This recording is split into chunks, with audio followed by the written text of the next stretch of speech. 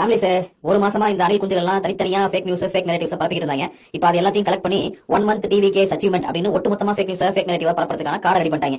முதல்ல 200 unit free electricity, அதாவது எல்லாருக்கும் 200 யூனிட் மாசம் ஃப்ரீயா கொடுக்க போறேன் அப்படின்னு சொல்லிட்டு ஆட்சிக்கு வந்ததுக்கு அப்புறம் 500 யூனிட்டுக்கு கீழே யூஸ் பண்ணாதான் அது 2 மாசத்துக்கு சேர்த்து தான் 200 யூனிட் ஃப்ரீ அப்படின்னு உட்டால கட்டி அடிச்சாங்க. அடுத்தது இந்த 717 டாஸ்மாக் கடைகளை மூடிவிட்டார்.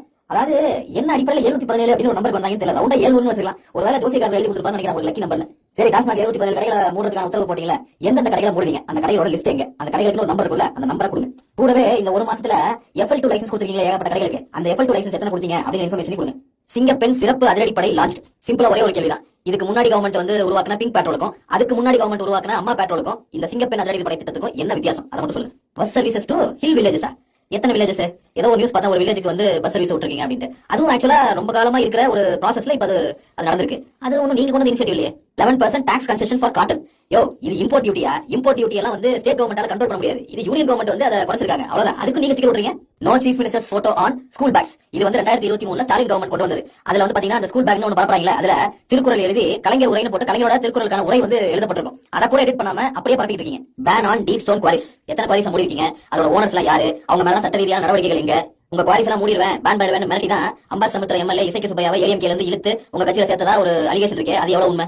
Cases registered against corruption. எதுவும் புது கரப்ஷன் நீங்க ஒன்றும் கண்டுபிடிக்கலையே. ஏற்கனவே வந்து இடி சிபிஐ எல்லாம் வந்து கேஸ் போட சொல்லி சொன்னப்பட்ட சில மினிஸ்டர்ஸ் மேல எக்ஸ் மினிஸ்டர்ஸ் மேல அந்த கேஸை வந்து ஃபைல் பண்ணிருக்கீங்க. அவ்வளவுதானே? புதுசா கரப்ஷன் வச்சீங்களா? Actions taken against corruption in health care, temple and ration shop. எப்படி அந்த வீல் சேர தள்ளிட்டு போறவங்க 20 ரூபா வந்து கேட்டதுக்காக அவங்க டிஸ்மிஸ் பண்ணிட்டு உங்க மினிஸ்டர் கிட்டே 4000 ரூபாய் லஞ்சம் கேட்ட நூலி பான்ஸுக்கு மன்னிப்பு கடிதம் எழுதி வாங்கல. அப்படியா?